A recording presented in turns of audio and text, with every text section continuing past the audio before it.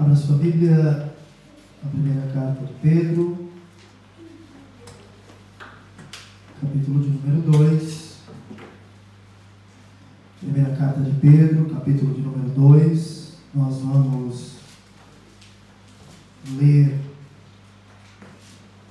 a partir do versículo 18 até o versículo 25, porém, vamos meditar nesta noite a partir do versículo de número 21.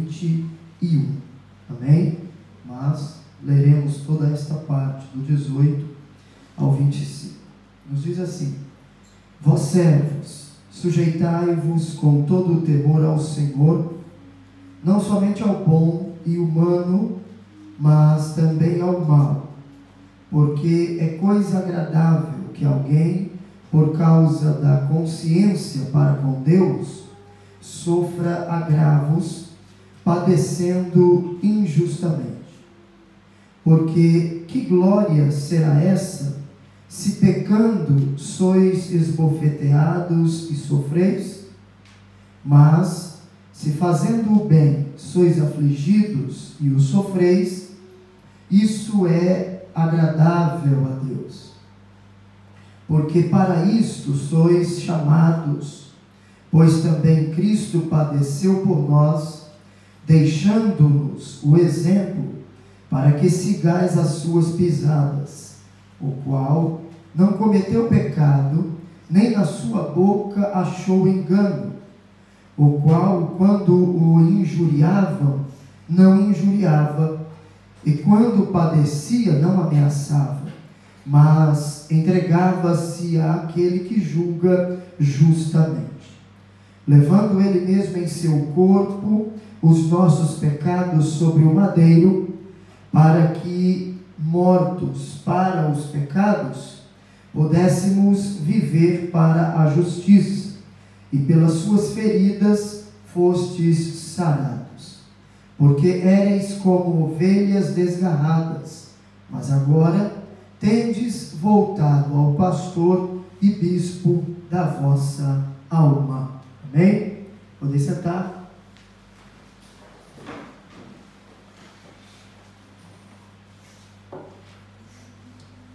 Nós vamos dar sequência ao que estamos falando. E hoje vamos falar sobre o exemplo máximo de submissão. Vamos meditar aí a partir do versículo de número 21. E quando paramos para observar estes versículos, nós vemos que Pedro, ele está encorajando os cristãos que estão sofrendo, que estão passando por momentos difíceis, por perseguições, e muitas das aflições que eles estão passando são de forma injustas. Pedro então apresenta para eles, os encoraja, oferecendo para eles o modelo de Cristo, apresentando para eles Cristo, que é o maior de todos os exemplos de submissão. Você conhece muito bem a oração de Jesus no Getsêmani, no jardim do Getsêmani, quando Jesus vai orar ao Pai, vai falar com Deus, e ele então diz ao Pai: se possível for, passa de mim esse cálice de sofrimento, todavia não seja feita a minha vontade, mas a sua vontade. Jesus se submete à vontade do Pai. Há quem diga que quando Jesus faz essa oração, ele estava querendo ele estava querendo escapar do momento da cruz. Não é isso. Jesus, quando veio ao mundo, sabia exatamente o que ele iria sofrer. O que Cristo ora a Deus o Pai e pede para que, se possível fosse afastado dele o cálice de sofrimento era a separação, o momento de separação entre ele e o Pai. O que ele não queria era passar por este momento. Tanto é que ele, na crucificação, ele olha ao céu e diz em aramaico: Eli, Eli, lema sabachthani, Deus meu, por que me desamparaste? Jesus passa por este momento doloroso, por este momento de sofrimento, a cruenta cruz, tudo isso para nos dar vida. Ele foi até o fim, cumpriu a obra cabalmente, para que hoje você e eu pudéssemos ter vida. Jesus se submete à vontade do Pai. E Pedro aqui nos apresenta 3 retratos de Cristo. Ele apresenta Cristo aqui como o nosso exemplo. Do versículo 21 ao 23, versículo 24, ele apresenta Cristo como aquele que morreu por nós, aquele que sacrificou-se em nosso lugar. Pedro, neste versículo 24, apresenta-nos talvez a doutrina mais importante, o ensino mais importante da doutrina da graça, que é a obra expiatória de Cristo. E na última sessão, versículo 25, ele apresenta Cristo como o nosso pastor e bispo. 3 retratos de Cristo nestes versículos que nós vamos observar a partir de agora. Perceba que Pedro chama a atenção daqueles que sofrem de forma injusta. E veja o versículo 21.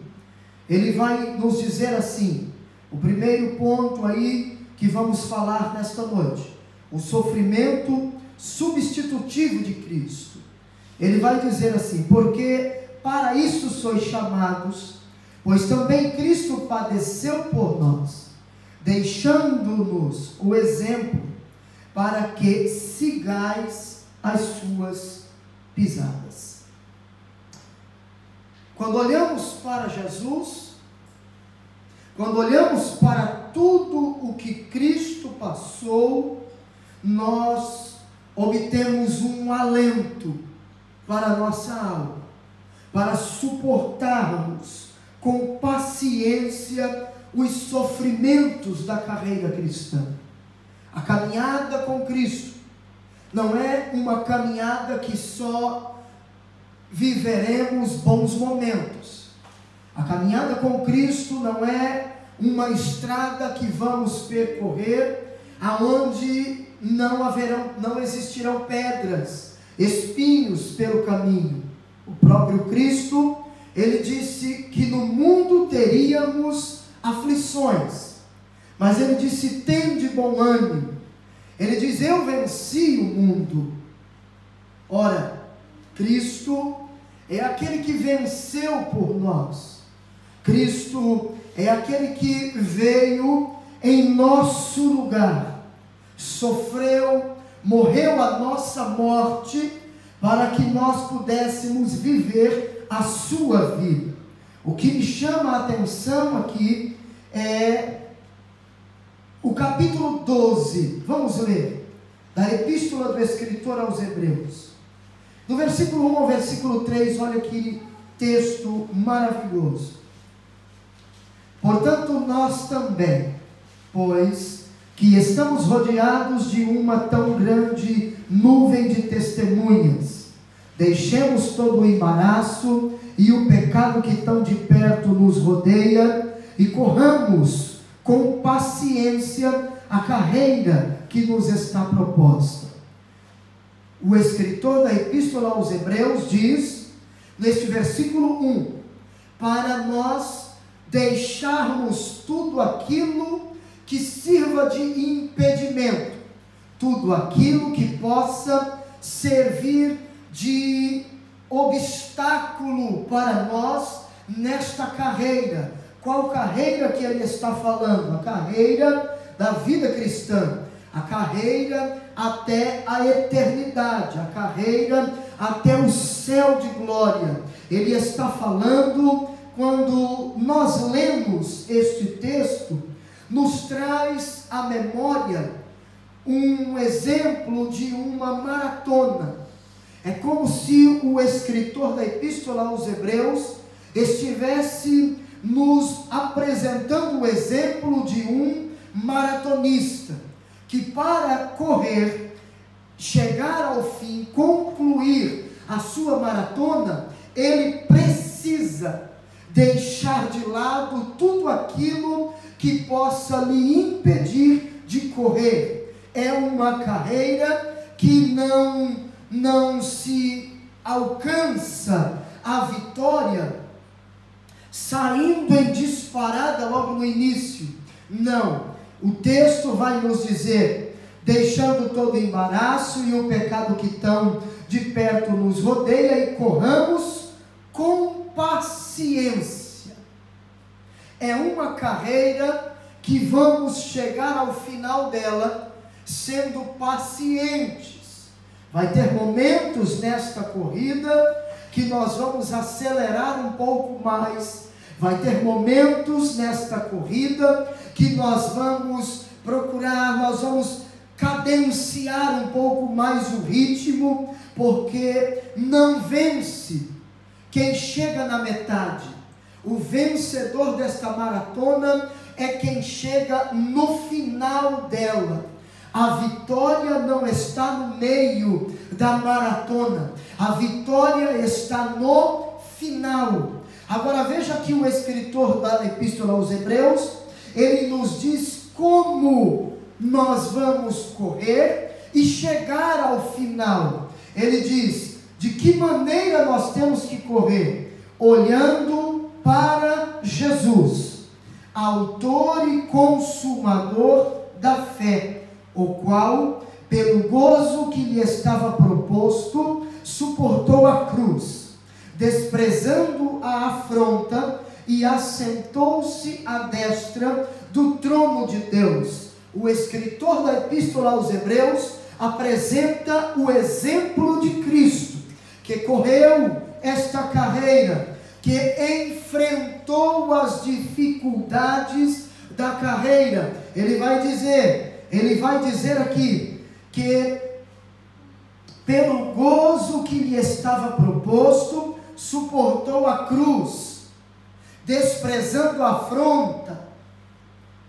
Ele assentou-se à destra do trono de Deus, ou seja, chegou ao final, obteve a vitória final, chegou, concluiu, cumpriu o propósito.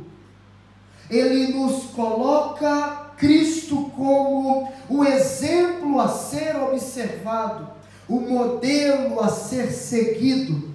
Ele está falando que nesta carreira nós teremos momentos de dores e de aflições, mas nós temos que suportar tudo, olhando para Cristo, autor e consumador da fé, olhando para Cristo, exemplo maior de submissão, olhando para Cristo, aquele que sofreu o nosso sofrimento, aquele que viveu, que passou, que sofreu a nossa afronta, que suportou a nossa cruz. Tudo o que Jesus suportou e venceu era para nós, mas ele sofreu de forma substitutiva. E ele conclui dizendo: considerai, pois, aquele que suportou tais contradições dos pecadores contra si mesmo, para que não enfraqueçais, desfalecendo em vossos ânimos. Ele está dizendo: olhe para Jesus. Olhe para Jesus. E quando vier aquele momento de desânimo, olhe para Jesus. Porque se tirarmos os olhos de Jesus, nós vamos desanimar, nós vamos desfalecer, nós vamos naufragar. Todo aquele que naufraga na fé é porque em algum momento desta corrida tirou os olhos de Jesus. E quando eu tiro os olhos de Cristo e coloco os olhos em outro lugar, eu desanimo, porque eu passo a olhar aquilo que não é para eu olhar. A Bíblia diz para olharmos para Jesus. O profeta Isaías, usado por Deus, diz: olhai para mim e sereis salvos. Só alcançamos a salvação, que é o final desta carreira, enquanto estivermos olhando para Jesus. Pedro traz aqui ainda, Pedro recorre à profecia de Isaías 53, que trata do sofrimento e morte expiatória de Jesus, e ele aplica esta verdade doutrinária ao povo, ele aplica esta verdade à vida do povo, e Pedro enfatiza que todo cristão foi chamado para viver uma vida que não vai ser tão fácil, é uma vida de sofrimento, enquanto as pessoas aí fora estão pregando um evangelho, prometendo só momentos de alegria, e por causa disso, muitas pessoas estão se frustrando na fé. Pedro apresenta-nos o verdadeiro evangelho, e a proposta do verdadeiro evangelho é que todo aquele que está ligado a Cristo pela fé e decide viver para Jesus, padecerá inúmeras situações difíceis, passará por muitos sofrimentos nesta terra, mas a recomendação de Cristo nas Santas Escrituras é olhar para Jesus, autor e consumador da nossa fé. Aleluia. Veja que Pedro, ele usa aqui uma figura muito interessante para nos ensinar. Pedro usa aqui a figura educacional de uma criança que aprende a escrever usando um caderno de caligrafia. Por quê? Porque a palavra grega aqui usada para exemplo, ela se refere a quê? Ela se refere aos contornos claros das letras sobre as quais os alunos que aprendiam a escrever faziam os seus traços. O que Pedro está querendo nos ensinar? O que Pedro está dizendo aqui com esta expressão exemplo? Ele também está mostrando um conjunto de letras escritas no alto da página ou outro texto qualquer para ser copiado pelo aluno no restante da página. Qual é a lição que nós aprendemos no texto original?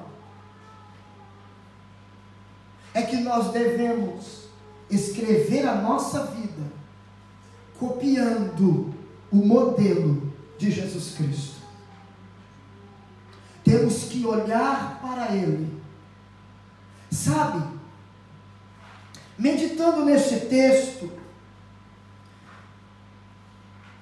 eu refletindo um pouco, pensei da seguinte forma, e é isso que que Pedro está querendo nos ensinar. Quando nós entendemos que nós devemos escrever a nossa vida copiando o modelo de Jesus, eu devo fazer a seguinte pergunta para mim, e em oração fazer essa mesma pergunta ao Senhor. Surge uma situação difícil na sua vida, e você que quer escrever a sua vida copiando o modelo de Jesus, qual a pergunta que você deve fazer?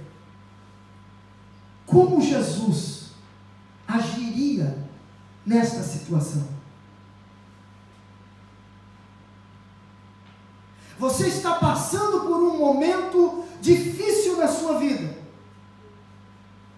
e então você pergunta: como Jesus agiria se ele estivesse no meu lugar?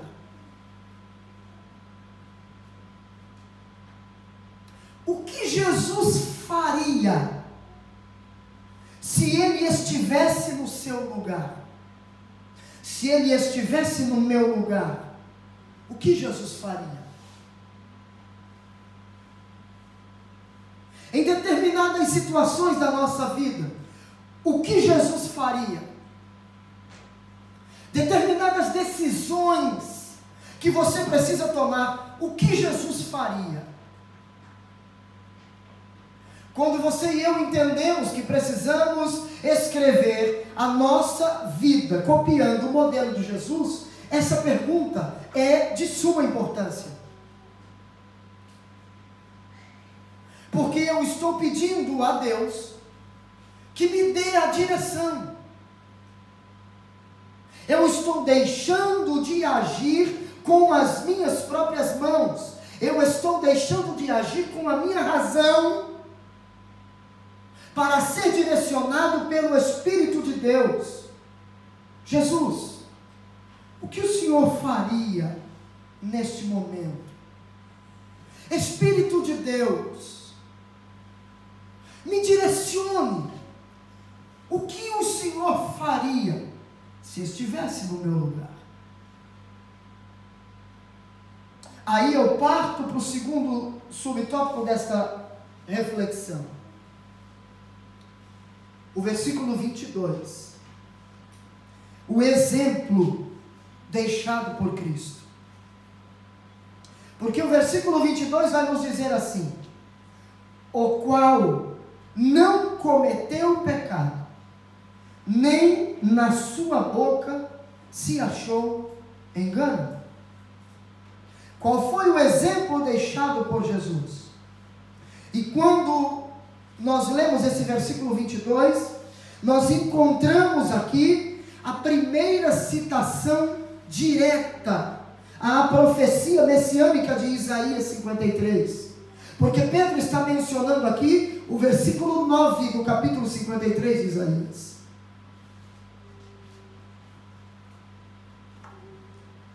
E embora, queridos, nós não tenhamos a menor condição de imitar Cristo no sentido pleno, porque nós somos pecadores, mas nós devemos seguir as suas pegadas, em busca de uma vida santa, mesmo que nesta estrada nós sejamos vítimas das mais profundas injustiças.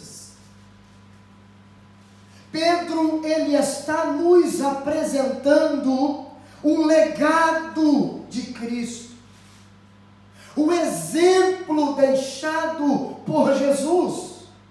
Sofreu um sofrimento, o sofrimento substitutivo, e nos deixou um exemplo. Porque veja, ele vai dizer: o qual não cometeu pecado, nem na sua boca se achou engano. Jesus sofreu o seu castigo e o meu castigo, e a Bíblia vai dizer que nele não se encontrou pecado algum. na sua boca não se achou engano. Ou seja, ele estava sofrendo de forma injusta. Se formos analisar, ele estava sofrendo sem merecer. Nós vemos que a própria humanidade reconhecia isso. Quando Jesus estava sendo crucificado, ele estava preso na cruz, um dos ladrões disse a ele: então, se o Senhor é o Cristo, desce daqui e salva-te a ti mesmo e salva a nós também. O outro disse: você está doido, porque nós estamos aqui porque nós merecemos, nós estamos aqui porque nós erramos, nós estamos aqui sofrendo essa morte horrenda, essa morte terrível, essa condenação tão cruel, porque nós fizemos por merecer, mas nele, não, ele é inocente, ele não fez nada. O ladrão da cruz reconhece que Cristo estava sofrendo de forma injusta,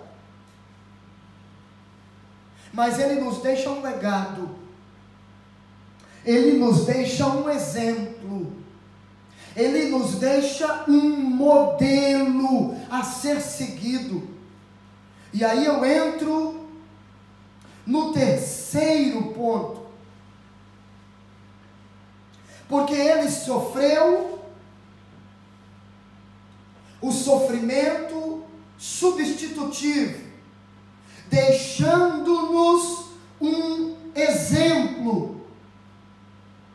E qual é o exemplo que ele nos deixou? O terceiro subtópico: a reação de Cristo. De que maneira Cristo reagiu a este sofrimento injusto? Como foi que Cristo reagiu a esta situação? Porque sofrer de forma injusta, muitos de nós passamos por tais situações, mas o que nós precisamos aprender é como reagir segundo o exemplo deixado por Jesus. Pessoas para nos acusarem de forma injusta sempre vão aparecer. Situações que passamos e que sofremos agravos de forma injusta sempre vão surgir. Mas como eu, como cristão, como seguidor de Cristo, que quero escrever a história da minha vida baseado no modelo de Cristo, devo reagir. Como? Veja, Mateus capítulo 27.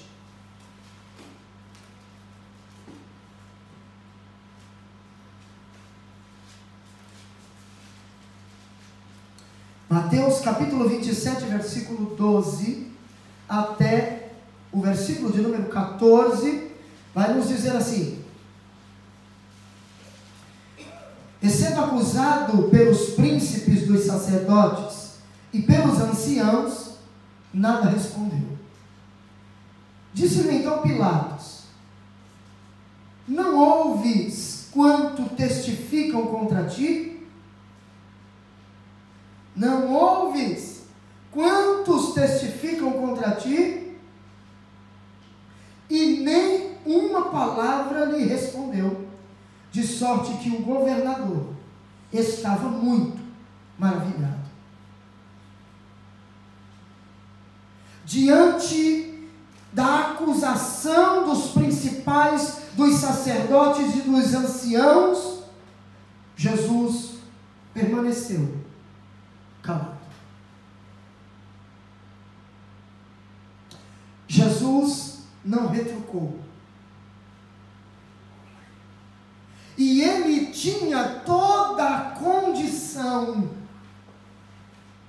para orar a Deus, e Deus enviar uma legião de anjos, acabar com todo mundo e livrar Jesus. Mas se ele tivesse feito isso, você não estava aqui, eu não estaria aqui, não existiria igreja, não existiria obra missionária, não existiria evangelho. Ele sofreu calado no meu e no seu lugar, para nos deixar um exemplo a ser seguido, para servir de modelo supremo, de modelo máximo para a minha e para a sua vida, nos momentos de grandes angústias e aflições na vida, nos momentos de grandes injúrias que possamos sofrer ao longo desta caminhada com Jesus. Ele nos deixa um modelo a ser seguido. Fique calado, entregue a Ele, que Ele é o justo juiz. Estão te caluniando, estão te injuriando, estão fazendo você sofrer, padecer, chorar muitas vezes. Coloque nos pés de Jesus, porque Ele sabe muito bem o que é sofrer, e Ele vai te ensinar, porque o exemplo Ele já nos deixou. Veja ainda no capítulo 27, a partir do versículo 33, melhor dizendo, até o versículo 44.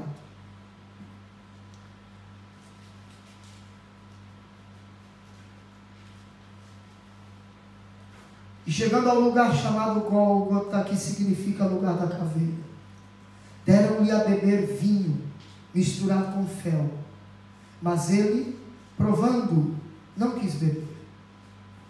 E havendo-o crucificado, repartiram as suas vestes, lançando sortes, para que se cumprisse o que foi dito pelo profeta: repartiram entre si as minhas vestes, e sobre a minha túnica lançaram sortes.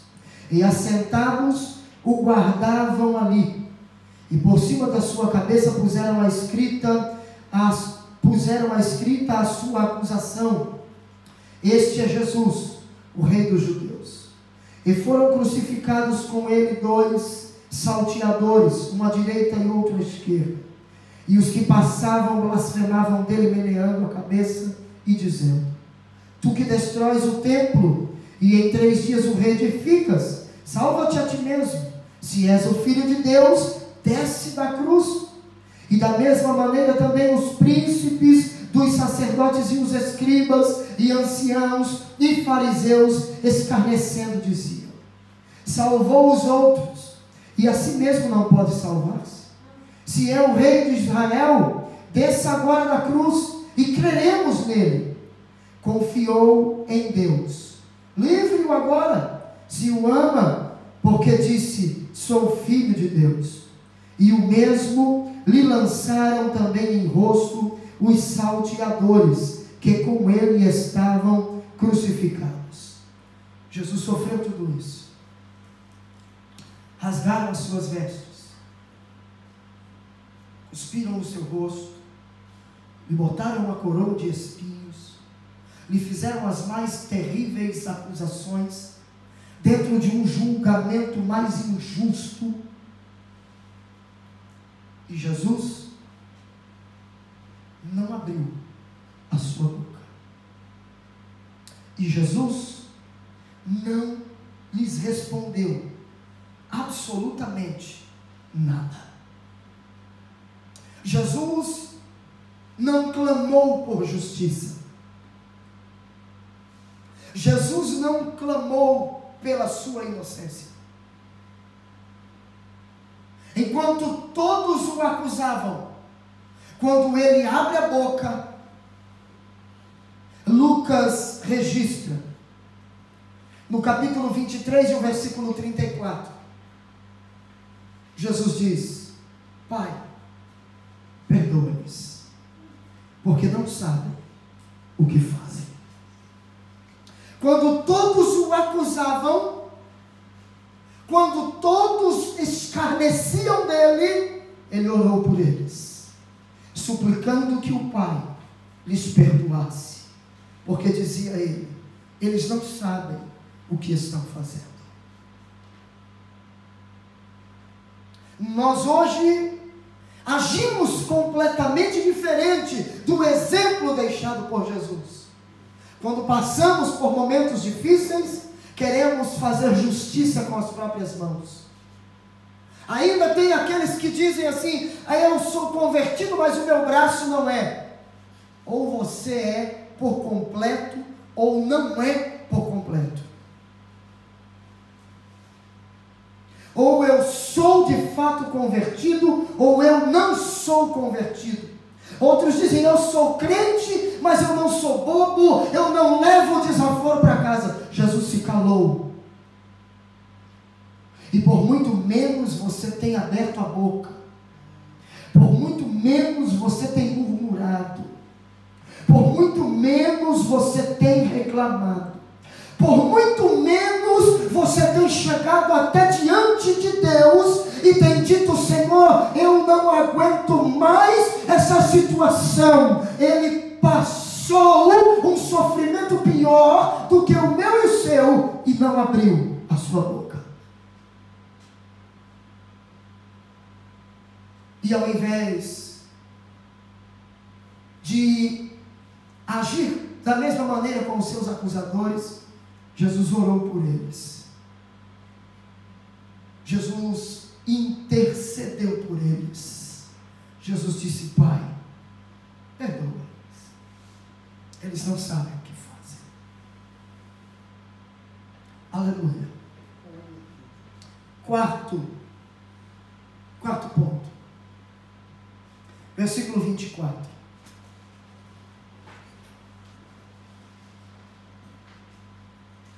E levando ele mesmo em seu corpo os nossos pecados sobre o madeiro, para que mortos para os pecados, pudéssemos viver para a justiça, e pelas suas feridas fostes sarados.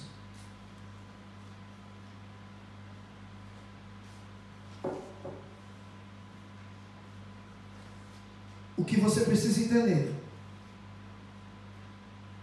é que Pedro aqui, como eu disse no início, elucida uma das mais importantes doutrinas da graça: a expiação. Jesus não morreu como um mártir. Jesus não foi para a cruz porque Judas o traiu, ou porque Pedro o negou,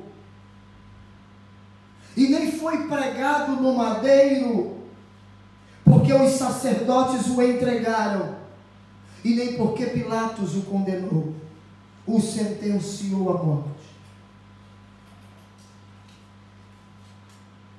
Jesus morreu pelos nossos pecados. Quem entregou Jesus foi o Pai, por amor. Ele precisava passar por aquilo para cumprir toda a lei e nos libertar. Jesus tira os nossos pecados, os remove de nós.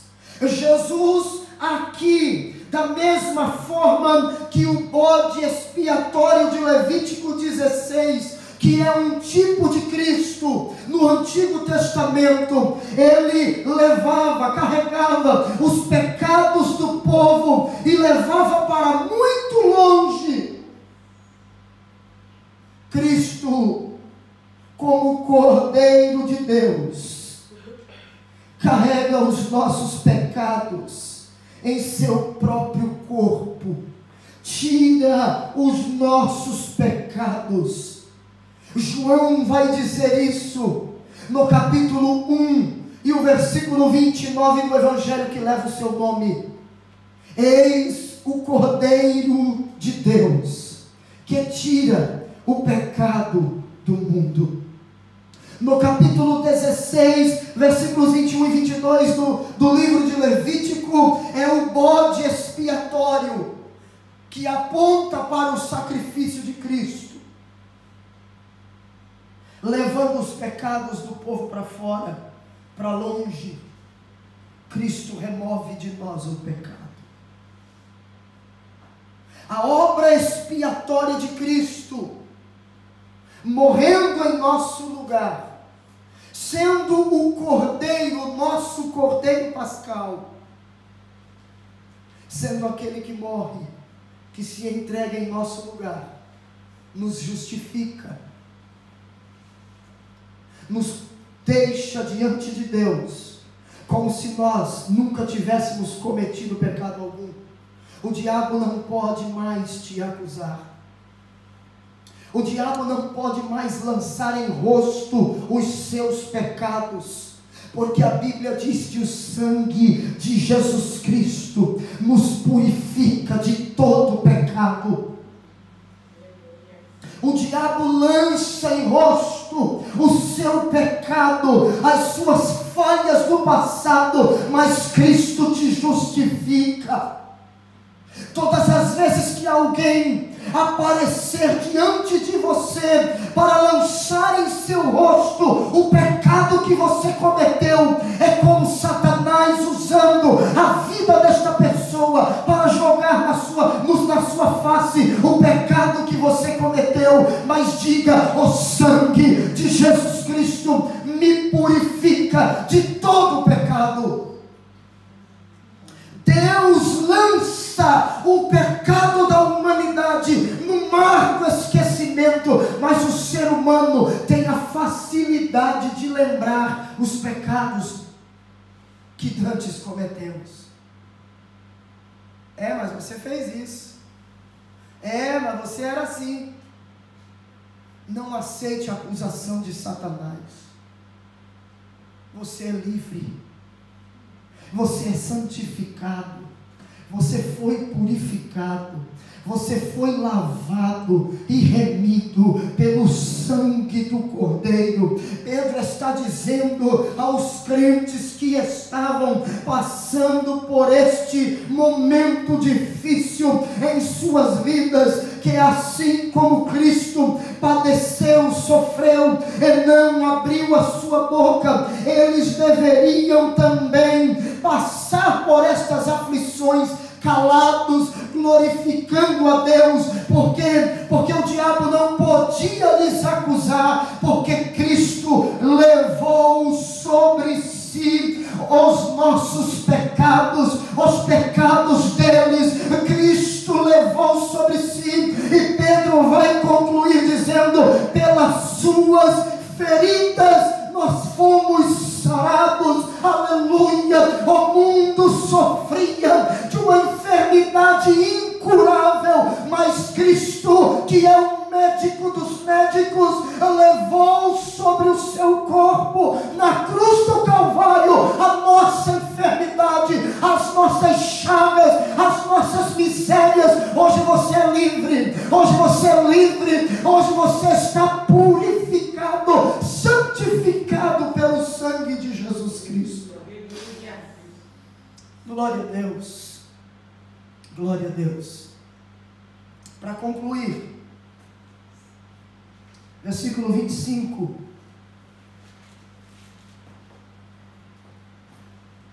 Porque éreis como ovelhas desgarradas, mas agora tendes voltado ao pastor e bispo da vossa alma.